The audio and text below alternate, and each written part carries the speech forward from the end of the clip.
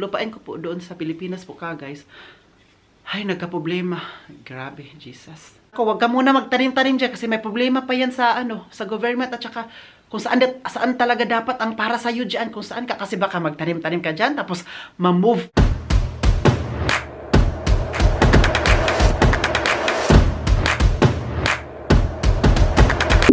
Hi ka guys, welcome back to another vlog. At sa may Oliver Cagas Gimmicker. Kagas nakatulog ako ba kasi po naghintay ko sa mga parents ko kasi galing po yan sila sa Kulon. Doon sa kondo kasi po kinukuha na yung mga gamit. Ayan dyan yung mga trailer. Dyan mga, ang trailer andito po yung Kagas tapos kinuha yung mga gamit doon kasi diba bininta na yung kondo na yun. So meron silang 1 month para kunin yung mga gamit na dapat kunin at saka yung gamit din doon na dapat lang ding iiwan. Diba ganun siya kami. So, nakatulog ako. Kaya sabi ko, lumalaki yung eye bags natin. Ayan sila, oh. So, nakatulog ka, guys. Ngayon, ito na po yung mga gamit na kukunin. And we're gonna throw it away. Wow, ganito na kami. Magtapon na kami ng mga basura. Sayang, oh. Sayang to ba, oh? Pwede ba ito gamitin pa? Ito? Welche Teppich? Ah, da. Okay. Itapon na po yan.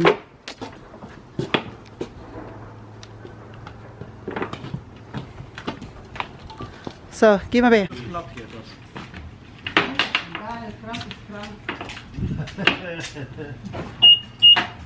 Komm, Teppich.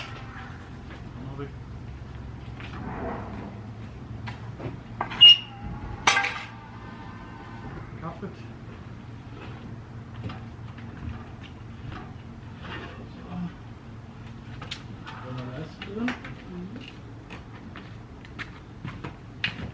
Wohin wir?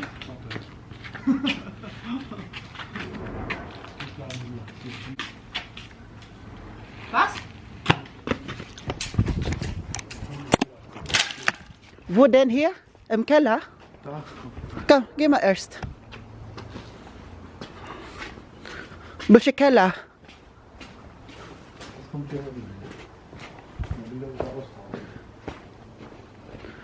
Da unten, andere. Kommt doch. Schnell. Schnell, schnell ba! Warum hier? Der ist ja versifft. Wir tauschen ihn aus. Okay, ilagay na namin to sa basement ka, guys. Ayan. Hindi naman siya masyadong mabigat.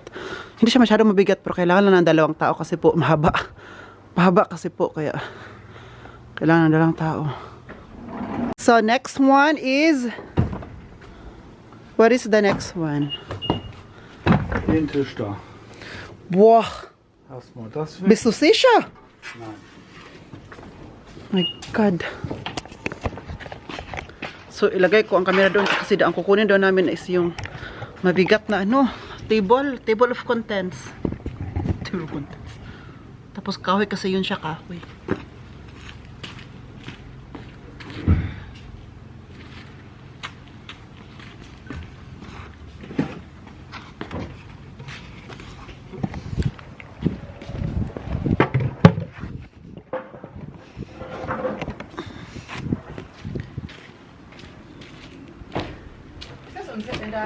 Ja, im Flur.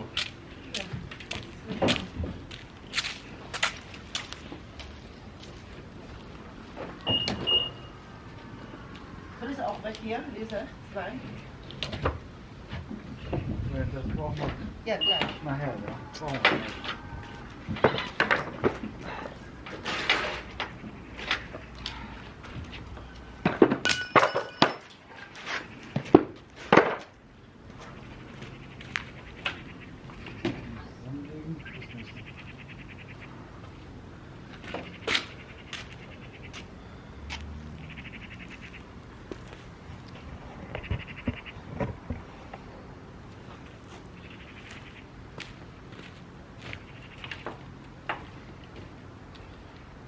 Erstmal zusammen, die kommen im Keller.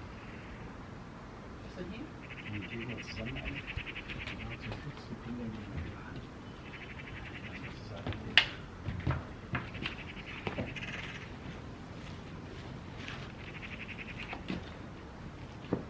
auch hier.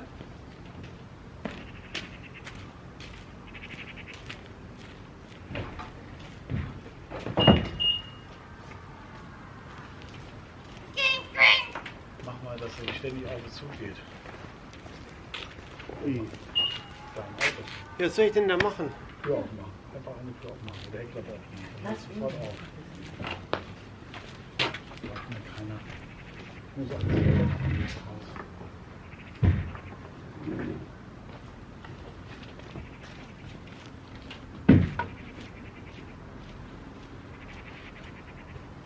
So guys, trabaho po tayo.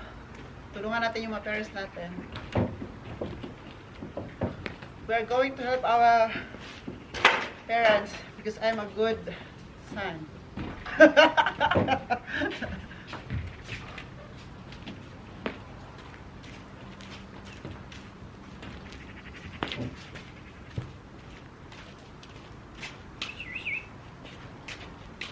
La la la.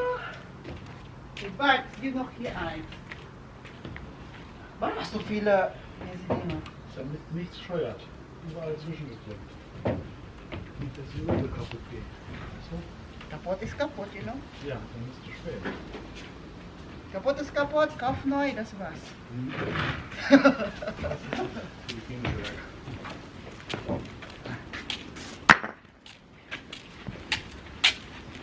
Wow! I think I want one.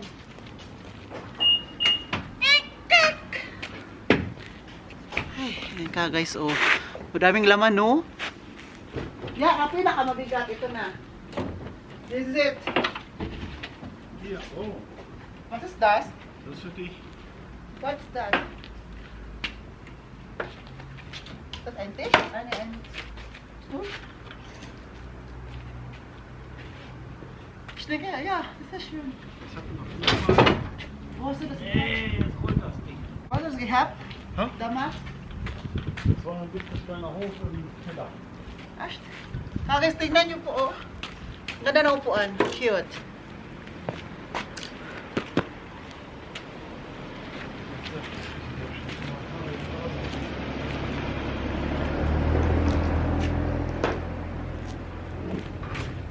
May plan ako, gagamitin ko yun.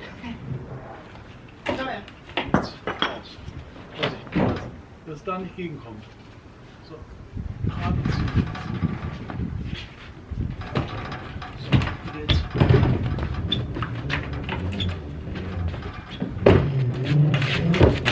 Auf vorbei. So, jetzt, wo? Ayan ka guys, nalagay na po namin dito. Ito po na ano na to, galing po to sa Cologne, sa condo. So, nag-change na ito. Bakit na-change to ka guys? Pinalitan namin, di ba? Mayroon tong ganito dito dati. Nagpalit lang kasi po, ito ay much better. Unlike nung isa. Nung isa kasi pasira na siya. So, pa-change lang. Okay lang naman sa may-ari, ang bagong may-ari sa condo. Okay lang naman. Maganda kasi ito kasi po. Maano talaga siya dito. Ang mobile. Ang ano talaga yung ang everything and everything. Tingnan nyo na lang yan. So, ayan, di ba? Nakabalot pa talaga kawis. Binalot talaga ng aking mga parents po para hindi siya magasgasan, di ba? Very ano talaga na meticulous yung mga German. Ayun na magasgasan ng konti. Kasi magasgasan ng konti, malaking problema na po yun para sa kanila. Gusto na palagi perfect. Lalo na si Dad Egbert na perfectionist yun. Sabi ko talaga sa inyo. Ayan, oh, di ba? Nilagyan namin ng ganyan.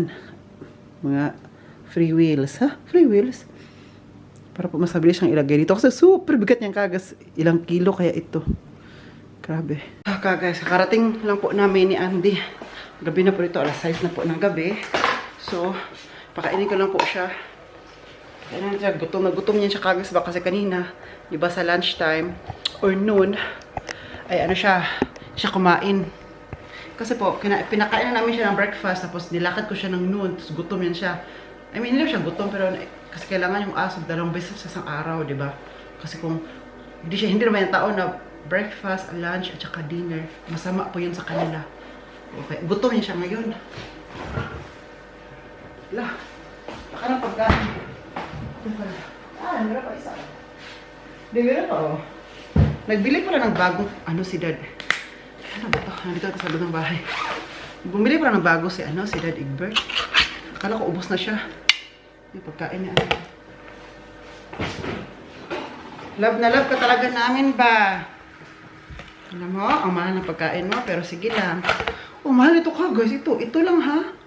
Tapos dalawang uri kasi ng pagkain ni Andy. Yung mini-mix namin ba? Yan. Isado natin. Ito pagkain ni Andy at saka itong parang biskuit. Ito mga biskuit. Oh, yan. Yan. So, kailangan siya i-mix. Alam mo, mahal mo. Kaya, pero pakain ka namin kasi. Pakain namin. Lagyan natin ito sa cushion. Andi, alis ako dire. Kasi wait lang ba? Hindi siya makahintay. Gutom na talaga ito. Grabe rin yung snow sa labas. Uy. Kita mo na talaga. Wait lang kasi i-mix natin ito ng maigi. So, hindi talaga siya makahintay. Ayan o. Ayan o. Abang na talaga siya ka guys. So super, ano talaga ang snow dito. The snow is sinking the... Uy, anong sinking? Tapos lang natin ito. Ano ito? Bigyan lang natin ito kay Ada niya siya. Oh, hindi siya makahintay.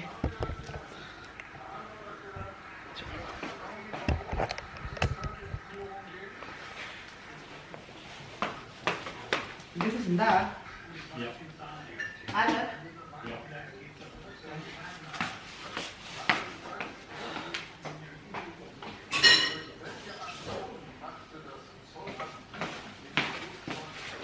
When the nights will... Cute ka pala dito. Nakakalit ng mukha no kapag bago kang gupit ba nakakaliit ng mukha. Tapos, nakapogi points. Sharon dito. Kaya ba dito iga? Ay, charot. Guys, kung makajowa ako this year guys, ma-enjoy ba? Matuwa ba kayo? Ma-happy ba kayo for me? Or magselos for me? Ano yun? Please comment down below kung ano kayo sa sitwasyon ko. Ano lang. Tinanong ko lang kay Kagas kasi baka hindi nyo gusto ba? Diba?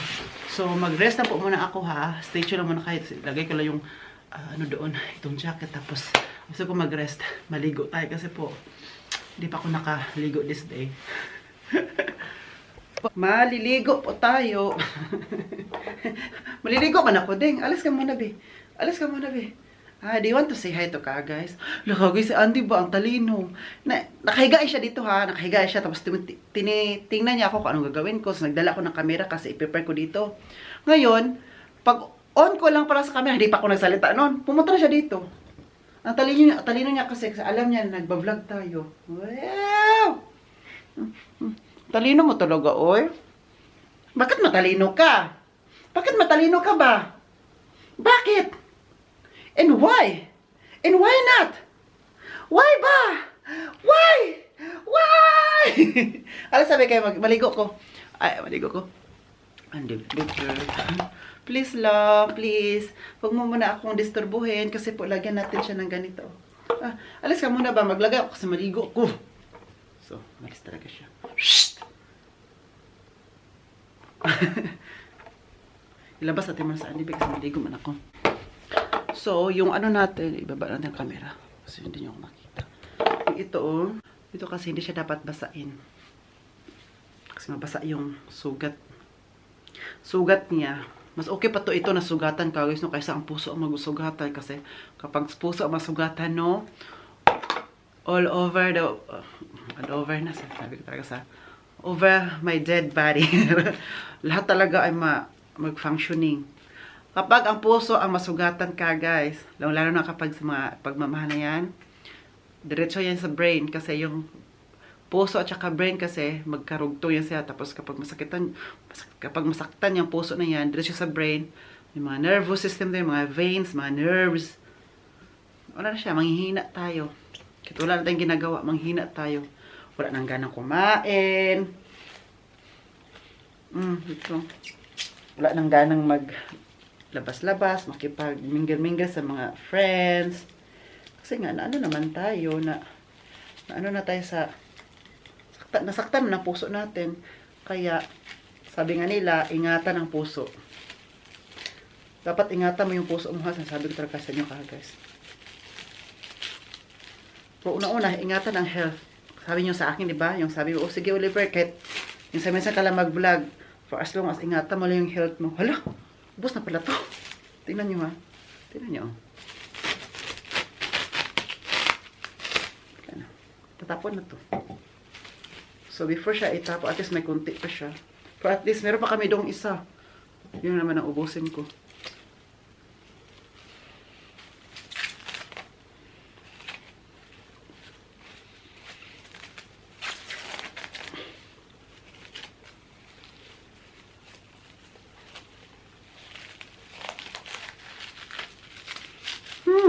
Ang hirap.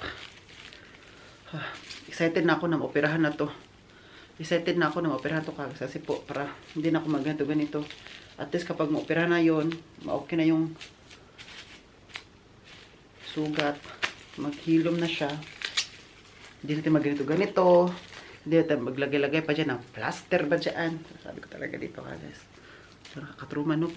Loy, dalawang buwan din ganito. Almost 2 months din ba? Ganito ako. Kasi nag-start to nung January, nung after naming vacation. Mga middle of January. Ganito na siya, guys. Kunti na lang siya. Kailangan talaga walang makapasok.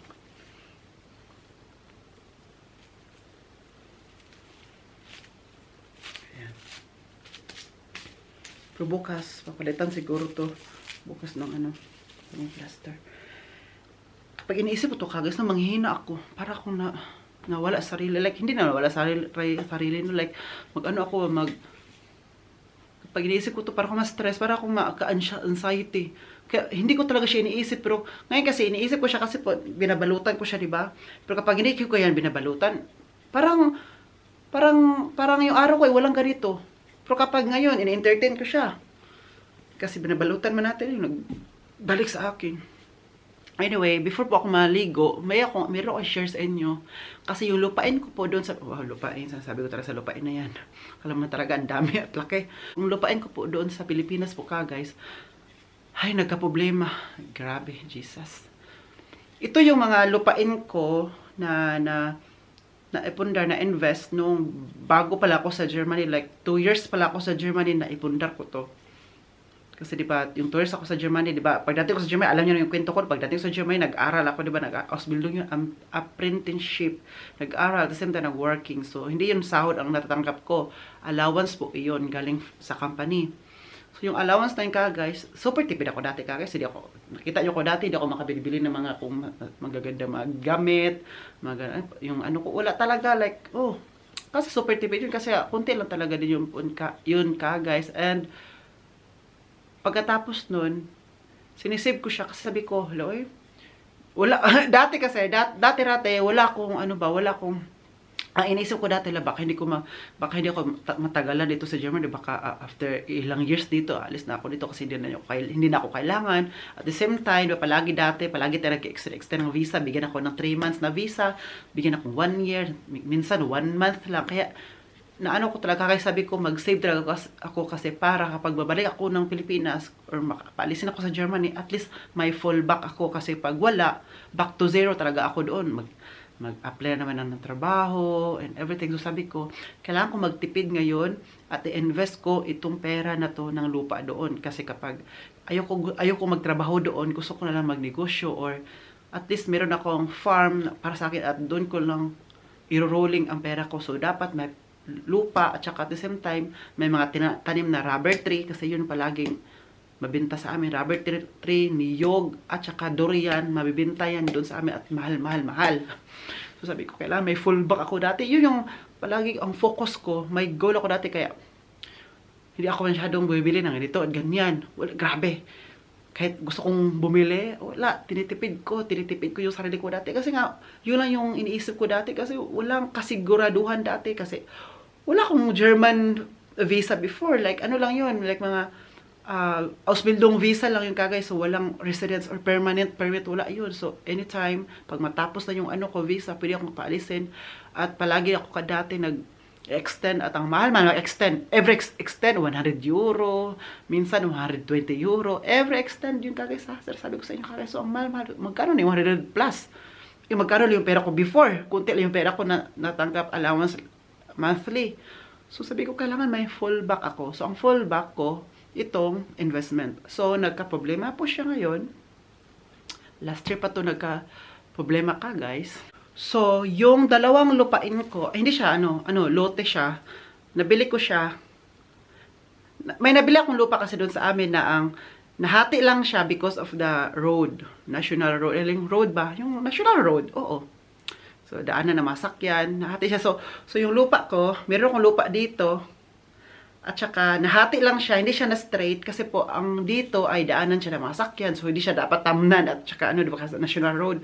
So, dito naman, ay lupa ko naman ulit. So, bili siya. So, dito nabili ko, iba ang may-ari. So, nabili ko doon kasi bininta sa akin. At dito naman, ibang may-ari din kasi bininta din sa akin. At itong dito, siya, maganda yan kagaya. Kasi po, ang view niyan, overlooking sa Makilala at saka sa Kidapawan. Makita mo talaga kapag andyan ka, makita kapag may fireworks, diyan ka. Makita mo, grabe, nasa bundok kasi kaya makita mo ang lahat. Kita mo yung bahay ni bahay ni Kibod, bahay ni Evangelista, charot lang. Yung mayor sa Kinapawan. So ngayon, dahil, bakit nagka-problema? Kasi, ang daan kasi, hindi pa siya national road pala, sorry. Hindi pa siya national road. So ngayon, gagawin siyang national road. So, di ba, malit lang yung sasakyan, malit lang yung daanan. Isang sakyan lang ang pwedeng makadaan kapag merong doon, kapag mag-counter clockwise, charot. Yung magkasalubong ba, so kailangan mag-stop yung isa para padaanin yung isa. Diba? Kapag malaki ang daanan, hindi na kailangan mag-stop yung isa para magdaan. Dire-diretso lang doon kasi kapag may malaking sakyan, mag-stop yung isa, padaplane, pagilid muna, tapos padaan yung ganon. So, lakihin siya ng government. So, gawing national road. So, yung nabili kong lupa, na talaga siya, na matapsingan, talaga siya, makunan talaga siya ng ganito. So, makunan siya kasi gawing national road. At hindi ako babayaran din ng government kasi nga from the government po yun. Hindi ako bayaran. So, sige, kunan. So, kunan ng konti yung At sa kabila naman, kunan, Kaya yung lupa ko, ang nangyari, pinamove yung sa akin. Hanggang dumating siya dun. Hanggang lumalayo na siya. Itong isa din, nagka-move din. Kasi, nagka-problema siya. Kasi gusto ko sana siya ngayon, taniman ng durian at saka niyog. Kasi sa amin kasi, alam mo ang sa amin kagis, ang durian kagis, pinapakyaw nila. Hindi man ipakyaw ha, pero pinapakyaw nila. For example, may durian ka na puyat, kasi yun yung mahal ngayon. For example, meron kang apat na puno na puyat, 4 lang siya, tapos merong bunga, papakyawin niya ng mga buyer. For example, yung sa amin, yung kapitbahay namin, 4 na lang kagis, 4 na puno ng puyat niyan, pinakyaw ng 25,000. Jesus, ang laki-laki kagis. 25,000 kagis. Iba nga, ilang, yung mga 20, mas nga 21 kapuno. Pinapakyaw na 250, magra-run siya ng 250,000 to 300,000 kayo mga kapitbahay namin, yung ibang may matalong doon, no? Grabe, yayaman talaga. At saka pagpakyaw pan ka, guys, for example, may puno. Dami nagkikwento dito, diba? So, matagal tayo makaligo. So, kung puno to siya, so, isang puno to ha, so marami siyang bunga. Diba, ang first bunga yan kagay, saan yung napapakyawin ng nagpakyaw? Yung unang i-harvest. So, sila mag-harvest tos. Kapag pangalawang beses na siyang, kunwari, na-harvest na yung unang bunga. So pangalawang bunga na next na harvest na naman, wala na yung unang, nung nagpakyaw, wala na siyang, balik to, na siya, sa may-ari. Yun yung parang usapan. So, kaya ikaw, kapag magpakyaw ka ng puno, ng durian, ikaw talaga, kung sino yung buyer, kung sino yung nagpakyaw, siya yung mag-alaga ng puno na yan. Siya yung mag-alaga, siya yung mag-spray, once a week mag-spray yan, mag-alaga. Kapag bulak pa lang yan, bulaklak pa lang siya, tapos lumalaki na siya, magbunga na siya, alagain mo talaga yan, kasi ikaw mo nagpakyaw. So, para hindi ka alkanse, para walang para win-win ba, win-win situation. So, Kaya alagaan mo siya, ikaw mag-spray dyan, tapos kapag ano na, para pag first harvest na lumaki siya, maibenta mo siya, so mas ano ka. Pero, mas yayaman din talaga ang nagpakyaw ni Ann. Kasi for example, ako may 4 na puno ng, for example lang ha, may 4 ako na puno ng durian. Tapos may buyer, may nagpakyaw na, okay, let's say 25,000 pesos. Kasi yung kapitbahay namin, 25,000 yun eh. So, doon ko na lang example. Tapos ako, na nag-buyer ako noon, ako nagpakyaw, kapag ibenta ko na yung ano, alam mo, times 2, so magiging 50,000, so kalahati din siya, magraran siya ng 40 to 50,000 ang sayo. So, 20,000, parang back to capital, kaso na may 25,000 ka pa. So, back, yun ang ano, kasi po, ini-import na po kasi, di ba nabalitaan ko, lately lang na ang durian, ini-import na sa ibang bansa, na from Davao. So, kaya, yung mga buyer, pupunta talaga sa bukid-bukid. So, yun, pinupuntahan kami, punta talaga sa mga kagis, ay, na yung kapitbahay naman, yung iba ng kapitbahay kagis, no, marami kasi yung durian, no, may nagpakyaw, pinakyaw na 500,000, 500,000 kagis. So, ngayon, sabi ko sa mga kuya ko, magtanim na tayo ng anubi, kasi after 5 years, mag-ano na yun kasi siya, magsisimula na siya mamulaklak, magbunga. Alam nyo, may kwento pala ako sa inyo. Ito palang lote na to, ay itong lupa na pala na move na nagka-problema ako, may isang puno yan na durian. At namunga siya. Alam mo, pinakyaw, 1,000 pesos. Kasi nga po, malaki sana yung ipapakyaw, pero na-harvest, may, ano siya, nahulugan na ng bunga ba? So, kapag mahulugan na daw siya, unti na lang yun. Okay lang sana kuha, hindi pa siya nahulugan kasi mas malaki pa talaga. Oo, naka 1,000 din ako ka guys. Ay, oo, totoo yun. So ngayon, sabi na ko, magtanim na tayo sa mga lupa-lupa mo dyan. So ngayon, yung bago ko palang invest na lupa, lately lang.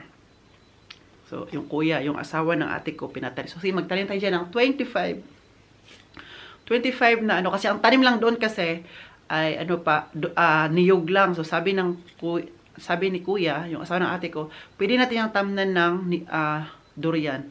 Pwede, so, mga 25. So, yun, nagtanim na sila doon ka, guys. So, sige lang, mag-wait lang tayo ng after 5 years, and then, abunuhan lang siya, abunuhan, para mas mabilis siyang lumaki, at saka maganda ang paglaki niya, guys. So, ngayon, so, isang lupa na to, yung una kong na-invest, sabi ko, magtanim tayo, tamnan din natin yan ng durian. Sabi ng asawa ng ate ko, nako, wag ka muna magtanim-tanim dyan kasi may problema pa yan sa sa government, at saka kung saan talaga dapat ang para sa iyo diyan, kung saan ka, kasi baka magtanim-tanim ka diyan tapos ma-move pala yung sayo pala kasi kukunan niyo ng konti yung yung lupa mo dahil gawing daanan.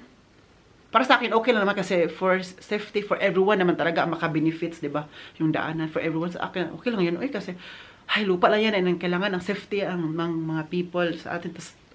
Tapos kabarangay pa natin, di ba? So, okay lang yan. Kasi tatakbo kasi ako ng kapitan doon. Ay, joke lang. Joke lang. So, ngayon po. So, ngayon, sabi na kuya, huwag kang magtanim-tanim dyan. Kasi kapag magtanim ka dyan, tapos lumalaki na, tapos ma-move yung lupa mo, hindi yan maging sayo.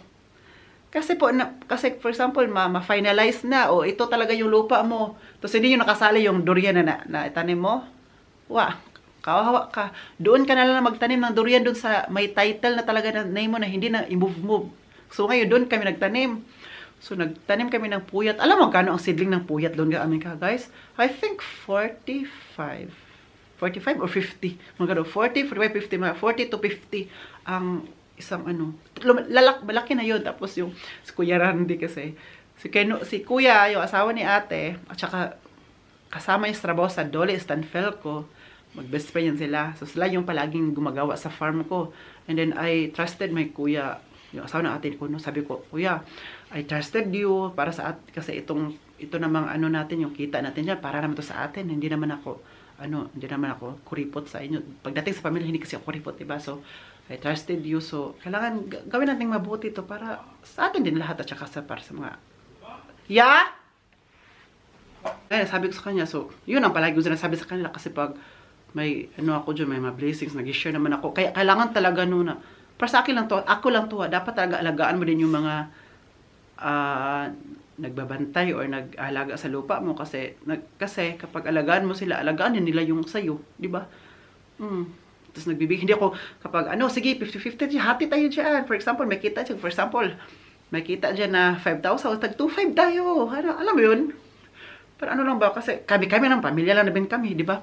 So, ayun, si Kuya Rande, yung isang trabahan, yung ano, yung best friend ng kuya ko, sila yung dalawang palagi ano doon. So, sabi niya, huwag kang mag-alala, Oli. Pwede pa siya natin yung, ano tawag nyo, magtawad tayo, di ba? 50 daw ngayon, sabihin natin 40 na lang yan. Kasi kaibigan na yung nagbibinta ba. At saka ngayon pala kagad kasi, for example, may bagong rules or law ba yun doon sa mga, about dyan sa mga tanim-tanim na yan. Si Kuya din nagsabi sa akin na, for example, yung may nagtitinda. For example, ako nagtitinda ako ng puyat na sidling. O sige, puyat kasi mahal yan siya. O si puyat, tapos pag lumalaki na at mamunga, tapos hindi pala puyat, kasi malaman kasi kung puyat yung durian or hindi, malaman yan. Uy, huwag mong gawing bubo ang mga tao. So ngayon, kapag mamunga yan siya na hindi puyat, so balikan mo yung nagtinda at bayaran niya yung puno. Sabi mo, mali yan, hindi yan puyat, tingnan mo. Diba sabi ba dati, puyat yan. So dapat pagbili mo pa lang, may kasulatan daw kayo. You like, may kasulatan na dyan ka bumili sa kanya. Para pag lumaki yan, at saka may bunga, mamunga, tapos hindi puyat, pwede, bayaran niya yung puno. Depende kung magkano bayaran niya. Ganun doon. Para sigurado ba? Sigurado tayo pag kasi 5 years ka maghintay, 5 years to 6 years maghintay sa durian na yan, tapos hindi pala yung durian, ay, hindi pala yun puyat, kasi yung durian na, ano mo, ang bunga pala is banana. Ay, kala ko durian to, bakit banana ang ano? So, diba, so, at least safe ba? So, ngayon, sabi ko, sige, hindi na muna tayo magtanim-tanim doon, kasi baka problema, kasi yun ang nangyari. So, ang ginawa, wala na, standby yung lupa na yun na, ano, kung na-standby yung dalawa, standby muna before ma-finalize talaga ng government. Tsaka, ito na talaga at ganyan. So, standby siya. Sayang kasi, sayang yung years, days, months. Diba? Yan, nagka-problema. So, para sa akin na lang, no? Hindi ko siya ginawang, hindi ko na lang siya, i-trouble, like, unawain na lang. Unawa na lang kasi meron pa naman ko ibang lupa, so doon na lang muna magtanim-tanim.